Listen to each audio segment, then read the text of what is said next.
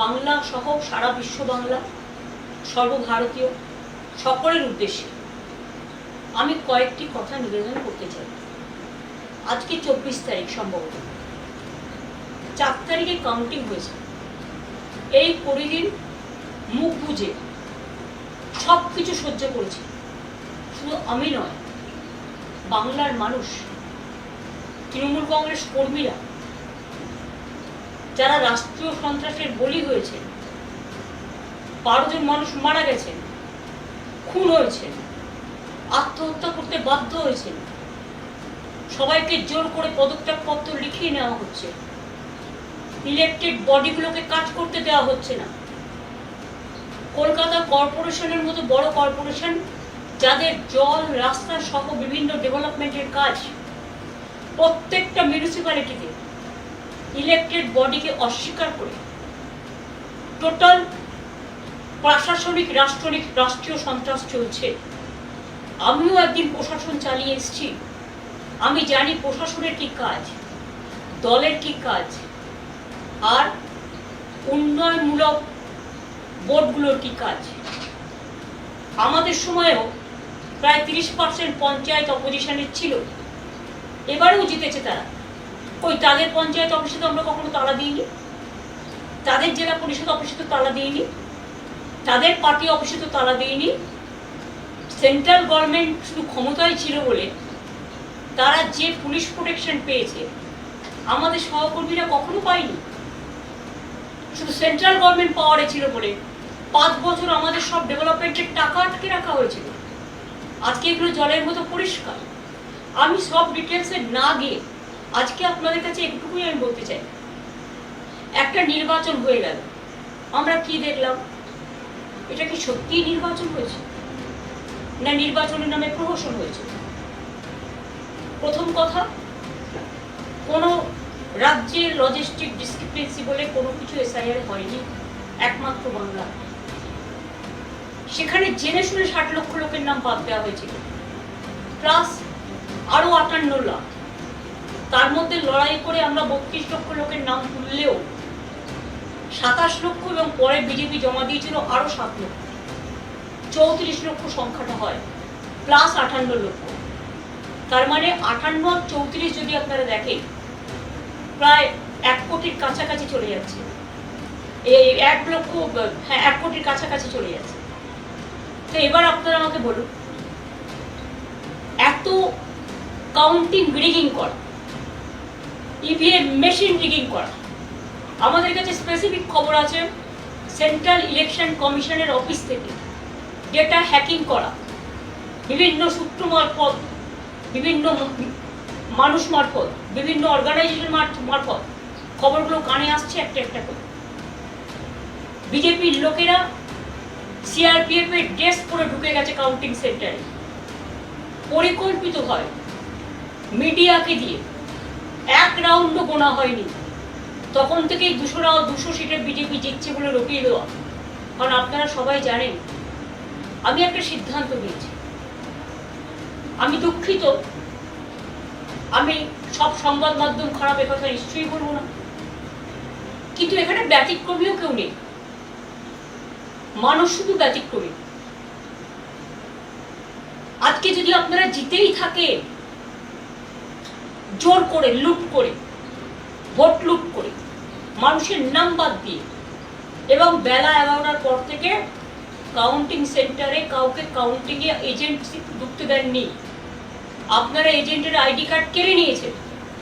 আমার কেন্দ্রে আমি যখন খবর পেয়ে গেছি, আপনারা আমাকে যে রাউন্ডগুলোতে আমি এগিয়েছিলাম 13,000 ভোটে, আপনারা, আমি দেখেছি যিনি এখন গদিতে বসেছেন, তার নাম করতে আমার ভালো লাগে না, তাকে আমরা অনেকদিন ধরে চিনি।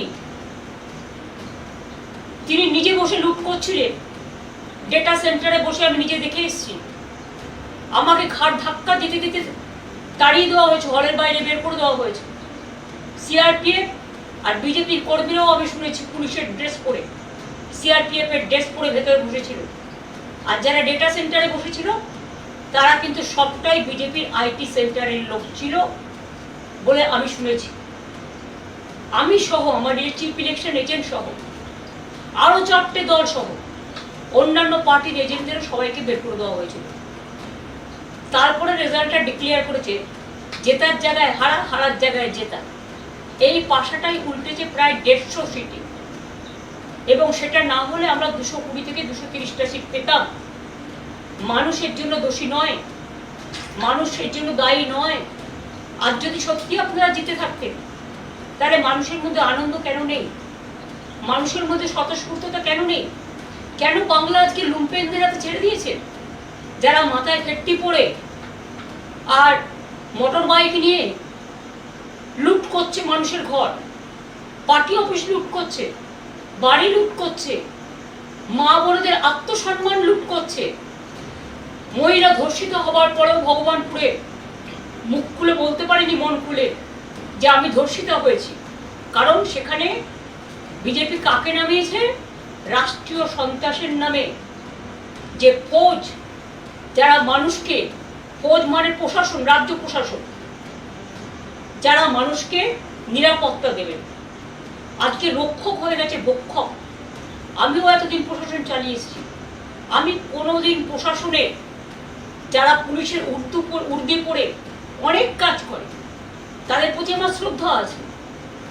আমার সাথেও তো তারা কাজ করেছে, আমরা কখনো এসব জিনিস করতে বলিনি, কারণ এই রাজনীতি আমরা বিশ্বাস করি না। যার জন্য 2011-তে পরিবর্তন হওয়ার পরে আমরা রবীন্দ্রসঙ্গীত বাজাতে বলেছিলাম, নজরুল সঙ্গীত বাজাতে বলেছিলাম, আর এবারে তো রবীন্দ্র জয়ন্তীটাই পালন হলো না। আমি নিজে পারমিশন চেয়েছিলাম, দেয়নি। আমরা তখন আমার নিজের বাড়িতে এখানে আমরা রবীন্দ্র জয়ন্তী পালন করেছি। আজকে এমন অবস্থা, একটা মিটিং করতে পারমিশন দেওয়া হচ্ছে না। প্রতিদিন আমাদের নির্বাচিত কাউন্সিলরদের অ্যারেস্ট করা হচ্ছে, মিউনিসিপ্যালিটি কাউন্সিলরদের অ্যারেস্ট করা হচ্ছে, মিউনিসিপ্যালিটির ঘরগুলো গুন্ডারা গিয়ে দখল করছে। 2500-এর বেশি পার্টি অফিস আমাদের লুম্পেনরা দখল করে নিয়েছে পুলিশকে সামনে রেখে। এবং আমাদের নেতারা যখন পুলিশকে ফোন করে জানাচ্ছে আমার সব লুট করে নিচ্ছে বাড়ি থেকে, আমার ক্লাব ঘর থেকে, আমার পার্টি অফিস থেকে, তখন পুলিশ বলছে ইনস্ট্রাকশন আছে। মানে যিনি এখন লুট করে, ভোট লুট করে রাজ শাসনে বসেছেন, তার তো চেয়ারে বসারই কথা নয়। তিনি কি করে বুঝবেন মানুষের দুঃখ দরদ? তৃণমূল কংগ্রেস দেখলে কয়েকটা লুম্পেন চোর চোর বলে বলে বেড়াচ্ছে। কারা এরা? এরা বাংলার লোক নয়, বহিরাগত। তারা বাংলার সংস্কৃতি জানে না। তাই ক্ষমতায় এসেই বুলডোজার চালিয়ে মানুষের বাড়ি ভেঙে দিচ্ছে, হকারদের জীবন জীবিকা কেড়ে নিচ্ছে। গরিব অসহায় মানুষ আজকে না খেতে পেয়ে রাস্তায় ভিক্ষে করে বেড়াচ্ছে। এমনকি কর্পোরেশনের নামে মেয়র জানে না, মিউনিসিপ্যালিটির চেয়ারম্যান জানে না, অফিসাররা ইনস্ট্রাকশন দিচ্ছে, তাকে ডিফেন্ড করার সুযোগ দিচ্ছেন না। যদি কেউ বেআইনি হয় তাকে জানানো উচিত যে আপনি হিয়ারিং এ আসুন, কোনটা ডিভিয়েশন হয়েছে আমাদের জানান। হিয়ারিং এ এসে যদি আপনি দেখেন ছোটখাটো ডিভিয়েশন, তাহলে সেখানে অ্যামেন্ডমেন্ট করা আছে, পেনাল্টি করতে পারে। কিন্তু সেটা না করে আপনারা কি করছেন? গায়ের জোরে মানুষ কত কষ্ট করে একটা ঘর তৈরি করে, একটা আশ্রয় তৈরি করে, সব ধর্মের ক্ষেত্রেই করছে, শুধু তিনজলা তপসিয়া নয়। হাওড়ার শিয়ালদা থেকে শুরু করে, বিধাননগর বনগাঁ থেকে শুরু করে, বর্ধমান আসানসোল থেকে শুরু করে, দুর্গাপুর কলকাতা থেকে শুরু করে সব ভাবছেন ভেঙে উড়িয়ে দেবেন। এমনকি আমার খুব খারাপ লেগেছে যে একজন আর্টিস্টকে দিয়ে আমি করিয়েছিলাম, লোগোটা আমি এঁকেছিলাম। আপনাদের আমার উপর রাগ থাকতেই পারে, যেটা দেখে আমাদের ছোট ছোট ভাই বোনেরা, স্পোর্টস লাভাররা গিয়ে সেলফি তুলত, এবং ফিফা যে আন্ডার-17 খেলা করেছিল সল্টলেক স্টেডিয়ামে, তারা সেটাকে অ্যাপ্রিসিয়েট করে দিয়েছিল। সেটাকে ভেঙে উড়িয়ে দিয়েছেন নিজেদের নামে স্ট্যাচু করবেন বলে। নিজেদের নামে সারা কলকাতা স্ট্যাচু করে বেড়ায়। আজকে আপনারা করবেন, কাল ক্ষমতায় থাকবেন না, কালকে অন্য যারা আসবে একই পথ তারা অনুসরণ করবে। ওই আমরা তো এটা করিনি। আমরা তো লেনিনের মূর্তিতে হাত দিই, আমরা তো স্ট্যালিনের মূর্তিতে হাত দিই, আমরা তো চার্চিলের মূর্তিতে হাত দিই, আমরা তো শ্যামাপ্রসাদ মুখার্জির মূর্তিতে হাত দিইনি। যদিও আমরা জানি যে তারা বিভিন্ন বিরোধী দল বিলংস করে, তা সত্ত্বেও তার কারণ এটা যার যার নিজস্ব আদর্শ, নীতি বা রুচির উপর নির্ভর করে। তো আজকে আপনারা যে রাষ্ট্রীয় সন্ত্রাস করছেন, যদি চেয়ার বলে আমি ২৫০০ লোককে জেলে পুরব, আর তৃণমূল কংগ্রেস কর্মীদের জন্য আলাদা জেল তৈরি হয়েছে, আমি তো মনে করি তার প্রথমে জেলে যাওয়া উচিত। সারদা থেকে নারদা কোথায় নেই তিনি? আজকে যারা অর্ডার দিচ্ছে তারাই তো আউট অফ অর্ডার। লাইনটাকে বেলাইন করে দিয়ে কোনো আইনের তোয়াক্কা না মেনে, মানুষকে আত্মরক্ষার সুযোগ না দিয়ে বিরোধী দলকে আপনি সমূলে উৎক্ষেপণ করবে, উচ্ছেদ করবে। উচ্ছেদ করাটাই আপনাদের লক্ষ্য। আপনারা গড়তে পারেন না, আমরা গড়ে এসছি, আপনারা ভাঙছেন। এমনকি বিশ্ব বাংলার মতো ব্র্যান্ডকেও পর্যন্ত অনেক দোকান আপনাদের লুম্পেনরা ভেঙেছে। কাল বিধাননগর থেকে আমি শুনেছি সুফল বাংলা গরিব মানুষ সহজে অল্প সস্তায় খাবার পেত, সেটাকেও তুলে নেওয়া হয়েছে। অনেক কিছু বন্ধ করে দিয়েছে। মে মাসে তো কেউ লক্ষ্মীর ভান্ডার পায়নি। মে জুন মিলিয়ে ২ মাস ৩ মাস দেবে, তারপর অন্ধকারেই থেকে যাবে। মনে রাখবেন, বাজেটে বলা হয়েছিল ১ এপ্রিল থেকে সরকারি কর্মচারীরা ডিএ পাবে। তো আজকে তো মে মাস হয়ে গেল। আপনারা বললেন 7th পে কমিশন আপনারা করলেন, এটা আমরা বাজেটে অ্যানাউন্স করে দিয়ে এসেছি। এর জন্য ক্যাবিনেট হয়েছে। মনে রাখবেন, বাজেট হওয়ার আগে একটা স্পেশাল ক্যাবিনেট হয় এবং ক্যাবিনেটে এগুলো ধার্য হয়েছে। একটা কথা আছে না, old wine in a new bottle, পুরনো বোতলে নতুন মদ। যদিও কথাটা শুনতে ভালো লাগে না, তো আপনারা কি করছেন? আমাদেরই পড়ে যাওয়া জিনিসগুলো অপব্যাখ্যা করছেন, নানা রকম নাম দিচ্ছেন। রেশন পাবে না, বিয়ের ভাতা পাবে না, মিড ডে মিল পাবে না, কেউ ঘর থেকে বেরোবে না। 3 বার পেট্রোল ডিজেলের দাম বাড়ালেন পরপর। এটা আপনাদের অবশ্য প্রতিবারই আপনারা করেন। তো মানুষ বাইক চালাবে না, মানুষ স্কুটার চালাবে না, মানুষ গাড়ি চালাবে না, মানুষ বাসে উঠবে না। তো চ্যারিটি বিগিনস অ্যাট হোম। মাননীয় প্রধানমন্ত্রী স্বনিবেদন করে আপনাকে বলছি, বাংলাটাকে জোর করে লুট করলেন তো, তা আপনি কি একটা উত্তর দেবেন বা আপনার পার্টি, যে আপনি যে বিদেশে ঘুরে বেড়াচ্ছেন, কত জ্বালানি খরচ হচ্ছে, এবং সেখানে গিয়ে মানুষ কাঁদছে, দেশের অর্থনীতি ঝুঁকছে, আর আপনি চকলেট দিচ্ছেন। চকলেটটা ইটালিকে না দিয়ে, ইটালির প্রধানকে না দিয়ে বাচ্চাদের দিতে পারতেন। বাচ্চারা চকলেট খায়। হ্যাঁ, অবশ্যই এসব জিনিস তো আপনি ভালোবাসেনি, আমরা সবটাই জানি, কিন্তু আমরা কোনোদিনও পার্সোনাল ব্যাপারে যাইনি, তাই পার্সোনাল ব্যাপারে অ্যাটাক করিনি। এটা কোনো রাজনৈতিক সৌজন্যতা নয়, কারণ আপনাদের দল কাপুরুষতার দল, আর আমাদের দল বাংলার সংস্কৃতি মেনে সম্প্রীতির দল। আজকে আপনারা কখনো মাইনরিটিসদের সব ফান্ড বন্ধ করে দিয়েছেন, যেমন ইমাম ভাতা বন্ধ করেছেন, পুরোহিত ভাতা বন্ধ করেছেন। তারা ভাতাটা ধর্মের জন্য পেত না, বুঝে রাখুন। আমরা যখন ক্ষমতা এসেছিলাম, জেনে রাখুন, তখন একটা পোলিও কেস হয়েছিল হাওড়ায়, এবং সেই জন্য ভারতবর্ষ রেড লিস্টেড হয়ে গেছিল, ব্ল্যাক লিস্টেড হয়ে গেছিল। তারপরে সমস্ত সমাজকে বোঝানোর জন্য তাদের মানুষকে সচেতনতার কাজ করানো হতো, যে আপনি পোলিও ভ্যাকসিনটা নিন, আপনি বাচ্চাদের ভ্যাকসিনটা দিন, আপনি ইনস্টিটিউশন ডেলিভারিতে আসুন, আপনাদের ছেলেমেয়েরা পড়াশোনায় এগিয়ে যাক, শিক্ষার মান উন্নত। এই জন্য করা হয়েছিল, সোশ্যাল ওয়ার্কে তাদের কাজ করানোর জন্য। আর মনে রাখবেন, কেউ আপনাদের উপর নির্ভর করে চলে না। আপনাদের তো এইসব কুচকাচ টাকার প্রয়োজন নেই,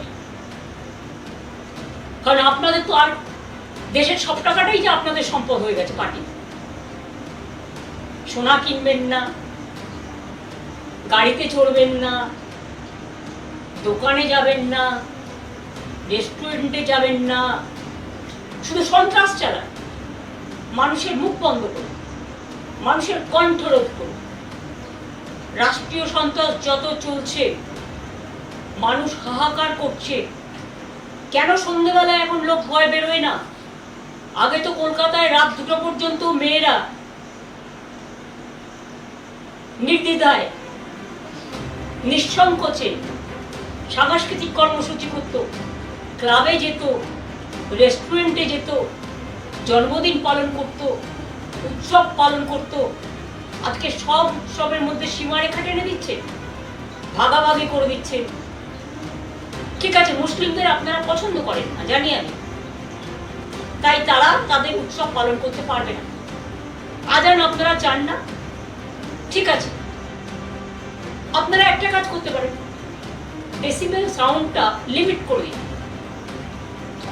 যে 65 ডেসিবেলের বেশি আজানেও হবে না, ভিআইপি গাড়িতেও হবে না, এলআইপি গাড়িতেও হবে না, ডিজেতেও হবে না। সবার জন্য একই রুল, আইনকে বেআইন করবেন। Law cannot be discriminated between one to another. মনে রাখবেন, আর্টিকেল 14 যেমন আছে সংবিধানে, আমাদের কোডে, আমাদের লয়ে আর্টিকেল 19 আছে, আর্টিকেল 21 আছে। একবার পড়ে দেখেছেন আইনগুলো কি বলে? আপনার কারো অধিকার কারবার অধিকার আপনার কেউ দেয়নি। দেশ চলে গণতন্ত্র মেনে, সংবিধান মেনে।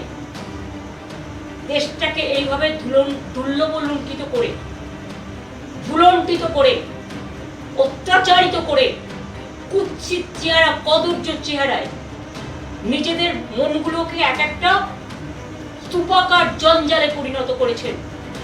এখন তো জঞ্জাল থেকেও ভালো জিনিস তৈরি হয়। মনের জঞ্জালটা একবার পরিষ্কার করবেন। তৃণমূল কংগ্রেস কর্মীদের 2,500 অফিস ভেঙেছেন, কাউন্সিলরদেরও অ্যারেস্ট করেছেন। যে সুদীপ পোলে বেহালার বরিশা ক্লাব তার সাথে যুক্ত, এবং পহেলগাঁওতে যখন মারা যায়, শহীদ হয়, বীর শহীদ, তখন ওই পহেলগাঁওয়ে যে বাবা মা, বৃদ্ধ বাবা মা, তার দেখাশোনা করে কিন্তু সুদীপ পোলে। তাকে আপনারা কালকে রাত্রিরে হঠাৎ করে অ্যারেস্ট করেন, কি না তো এক্সটর্শন কেস। দুজনকে বসিয়েছেন এখানে। তারা কারা? আমি নাম করতে চাই না, আমার লজ্জা লাগে নাম বলতে। তারা নির্বাচন পরিচালনার দায়িত্বে ছিলেন। একজন বাংলার সিইও আর একজন ডেপুটি সিইও হয়েছিলেন। এলাকায় গিয়ে গিয়ে ত্রাস সঞ্চার করেছেন। ইলেকশনের আগে থেকে কাউন্টি পোলিং এজেন্টদের অ্যারেস্ট করেছেন, ডিএমদের চমকেছেন, এসপিদের চমকেছেন, যা ইচ্ছে তাই করেছেন। বাংলা থেকে 500 অফিসারকে বাইরে পাঠিয়ে দিয়েছেন। আজকে সেই অত্যাচারিত দুজন শাসক, এই শাসক দলের একজন চিফ সেক্রেটারি হয়েছে আর একজন চিফ অ্যাডভাইজার হয়েছে, এবং তারা বলছে ওপেনলি, এগুলো আমার সংবাদ মাধ্যমের কাছে শোনা বা যাদের অ্যারেস্ট করছে তাদের কাছে শোনা কথা, কখনো কখনো বেরিয়ে আসে। গ্যাজা কেস দিন, আর্মস কেস দিন, এক্সটর্শন কেস দিন, এভিডেন্স কোথায়? আজকে 10 বছর বাদে আপনার মনে হলো 2021-এর কেসে এখন অ্যারেস্ট করতে হবে? 21-এর কেসে যারা গুলিতে মারা গিয়েছিল তারা বিচার পেয়েছে? আপনার মনে হলো যে আপনার এনআইএ এসে কিছু লোকের নামে কেস করেছিল, কারণ সেন্ট্রাল গভর্নমেন্ট আমাদের আপনাদের হাতে? একটা পটকা ফাটলে national commission on women, BJP রাজনৈতিক commission, human rights commission, NIA, CBI, ED, children commission, tribal commission, schedule caste commission, minority commission, রোজ কমিশনের যাতায়াত ছিল বাংলায়। আর আজ কোথায় সে commission? All commissions are missing. Where is their identity? Where they are hiding? Why they are hiding? When Bengal, the atrocious is going on just like sky high. All the torture has become now atrocious, terrible. You have captured the vote. You have looted the vote. आपने vote लूट किया है।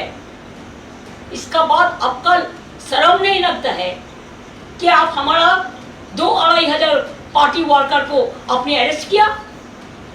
आपने हमारा 2-2,500 party office को लूट किया?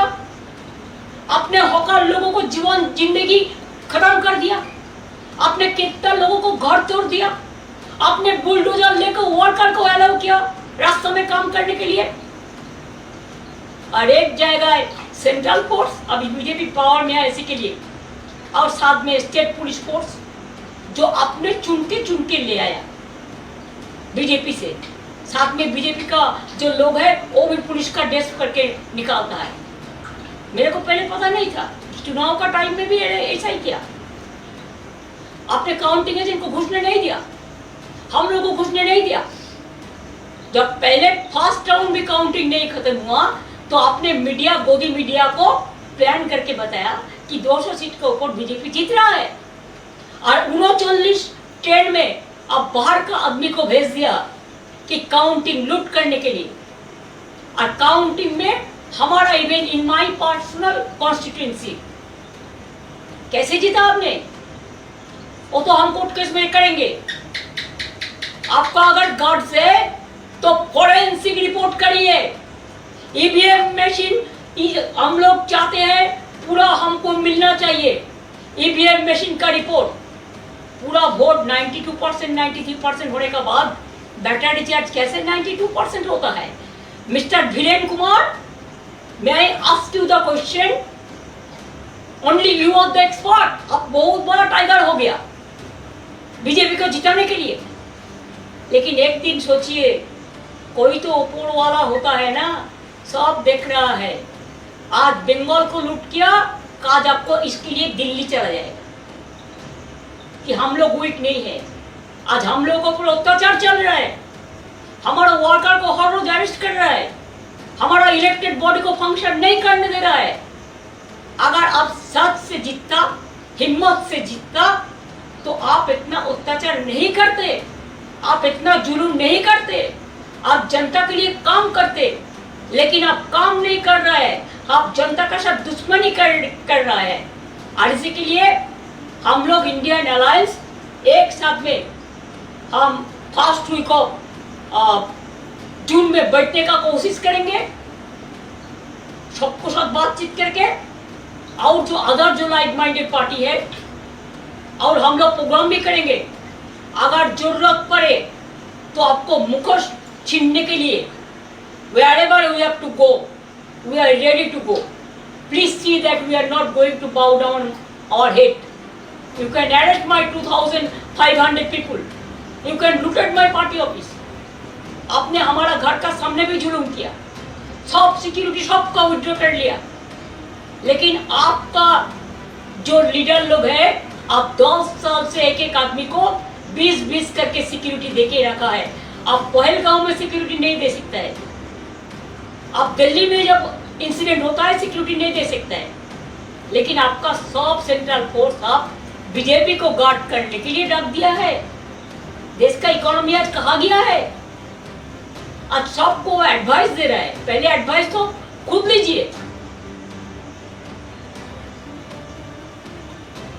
चोर की माए जोर से बोले, mother of thieves shouts most. Everywhere you are accusing us, abusing us without the evidence.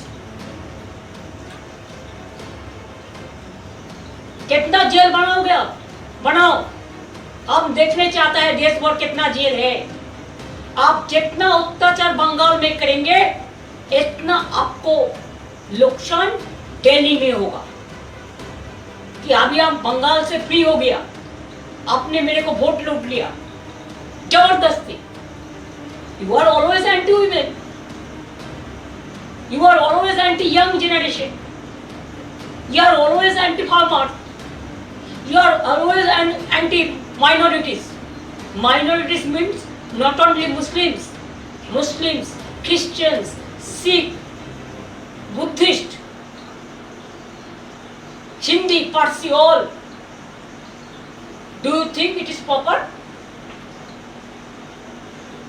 Please remember, जितना आदमी को आप पुलिस देके संतरास करो, इतना नेता आपको रहना, आप ऐसे नेता बनाया जो नेता का काम ही है अत्याचार करना, भ्रष्टाचार करना।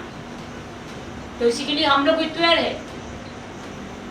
आपको जिम्मेदारी है देश संभालना, शांति रक्षा करना। अगर ये आप नहीं कर सकते हैं तो जनता तो रास्ता में उतरेगा ही। आप परमिशन नहीं देंगे, रास्ते में बैठने के लिए कोई परमिशन चाहिए? अब मीटिंग करने के लिए परमिशन नहीं देता है, रविंद्र जयंती पालन करने के लिए परमिशन नहीं देता है। सेंट्रल हॉल में जो दिन रविंद्र जयंती था आपका कोई नहीं गया पार्टी से, खाली हमारा पार्टी से सागरिका घोष गया था, सब मेरे को पता है। तो इसी के लिए please remember we will bounce back and you can get the defeating reply, please be ready for that. आप তৈরি রহিয়ে। আর বাংলার মানুষকে আমি হাত জোর করে বলবো প্লিজ ভয় পাবেন। কিছু মানুষ আসে তাদের রং বদলায় বহুরূপীর মতো, যারা বেনো জলে ভেসে আসে তাদের বেনো জলে ভেসে যেতে দিন, এতে তৃণমূল কংগ্রেসের কিচ্ছু যায় আসে না। এরা গেলে বরঞ্চ দলের ভালো হবে। এদের টার্গেট করে বিজেপি ঢুকিয়েছিল, টার্গেট করে আবার তারা আসল জায়গায় ফিরে গেছে। এবার বিজেপি বুঝেনি লুম্পেনদের দিয়ে রাজ্য চালাবেন, রাষ্ট্র চালাবেন, না মানুষ যারা মানুষকে বোঝে মানবিকতা দিয়ে রাষ্ট্র চালাবেন। এটা মানুষের কাছে আমি বললাম এই কারণে যে আজকে মিশনারিজদেরও মনে রাখবেন তাদের ফান্ডও বন্ধ করে দেওয়া হয়েছে, মুসলিমদের ভাতাও যেমন বন্ধ করে দেওয়া হয়েছে, পুরোহিতদের ভাতাও কিন্তু বন্ধ করে দেওয়া হয়েছে। All are in travel except BJP.